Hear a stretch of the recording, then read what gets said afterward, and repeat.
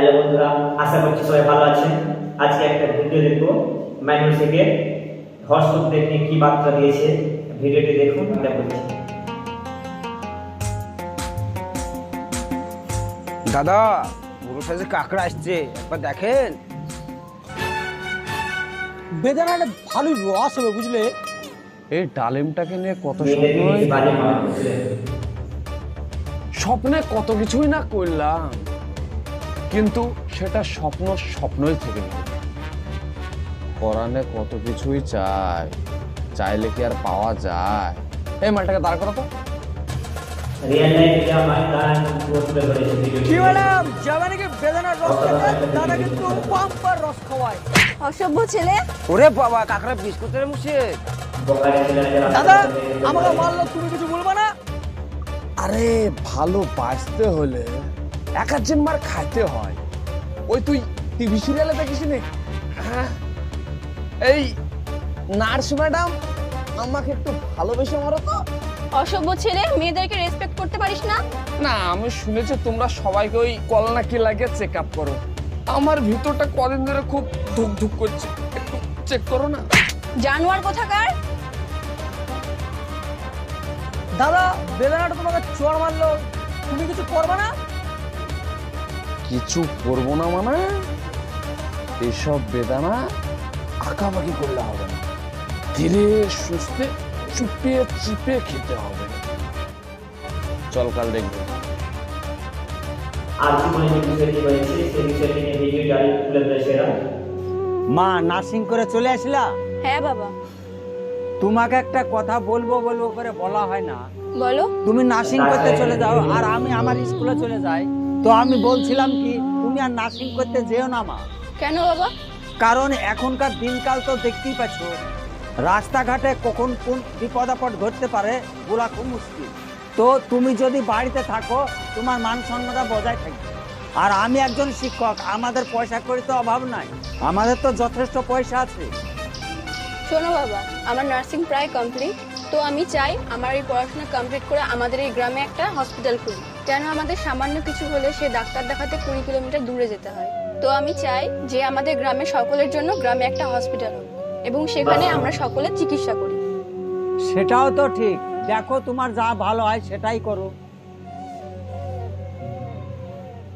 খাবারটা নিয়েছো বাবা? হ্যাঁ, নিয়েছি।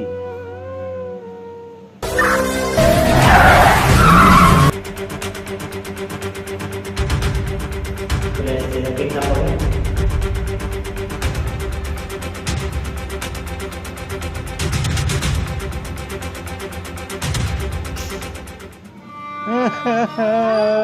আমার ফুলের মতন মেয়েটাকে কি ঘটনা দিয়ে মেরে ফেললো।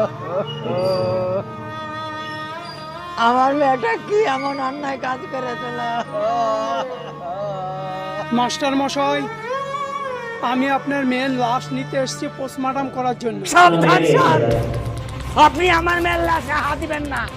আমার মেয়েকে যারা মেরে ফেলেছে সেই আসামিকে 24 ঘন্টার মধ্যে যদি আপনি হাজির না করাতে পারেন, তা না হলে আমার মেয়ের লাশ আমি 1 ইঞ্চি হটাতে দেবো না।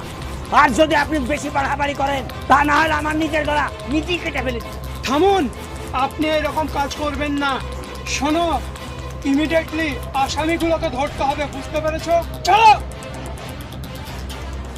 ভাই তুই শুন, পুলিশে কোনো কাজ হবে না, নিজের কাজ নিজেকেই করতে হবে।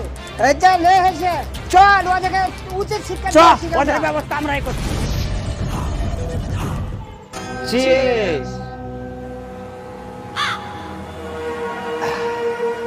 আমার না কেমন ভয় ভয় লাগছে জানো? কিসের ভয়ে? আমি আছি তো, টেনশন নাই। আর আমাদেরকে ধরতে পারবে নাকি? দেখতে পেয়েছে নাকি?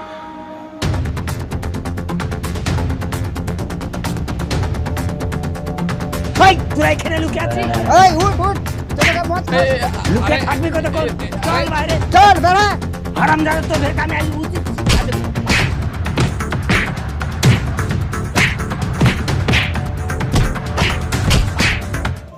আমার মেয়েকে তোরা খুব কষ্ট দিয়ে মেরেছিস, কিন্তু আমি তোদেরকে জানে মারবো না। তোদের দেহ থাকবে, মন থাকবে, সব থাকবে। যে জিনিসটা দিয়ে আমার মেয়েকে অপবিত্র করে মেরে ফেলেছি, সেই জিনিসটা তোদের আজ আমি কেটে দিব। না না না না না না না না না। হ্যাঁ, বাস। আহ!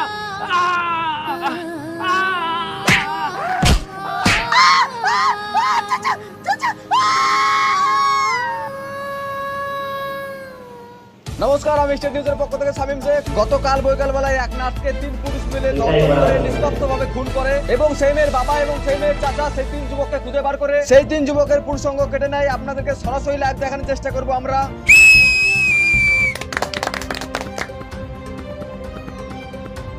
ঠিকই করেছে চাচা, এই সমস্ত ছেলেপিলেদেরকে এরকম করাই দরকার। এরকম কিছু ছেলেপিলের জন্য একটা মেয়ে বাড়ি থেকে সাবধানে বেরোতে পারছে না। তোরা কি বলছিস তাই বল, চাচা ঠিক কাজ করেনি। আমাদের সমাজে চাচার মতনই লোক দরকার। একদম ঠিক বলেছিস। এই শোনো শোনো, তোমরা একটু শোনো, আমাদের কাজ আমাদেরকে করতে দাও। চলো এখান থেকে।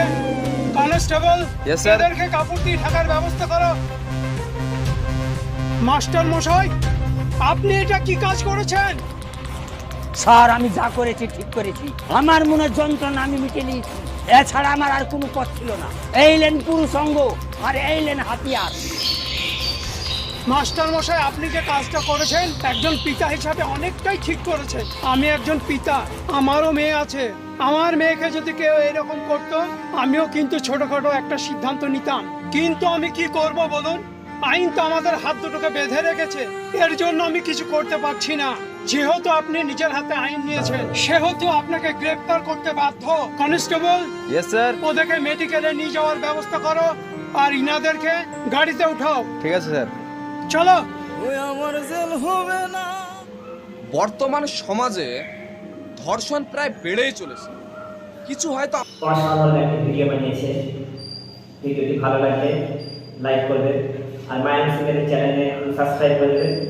খুব দারুণ ভিডিও বানাইলাম। ভিডিওটি ভালো লাগলে আমার চ্যানেলটিকে সাবস্ক্রাইব করবেন এবং 10টা লাইক পূরণ করে দেবেন আপনারা। আপনাদের অনেক অনেক ধন্যবাদ।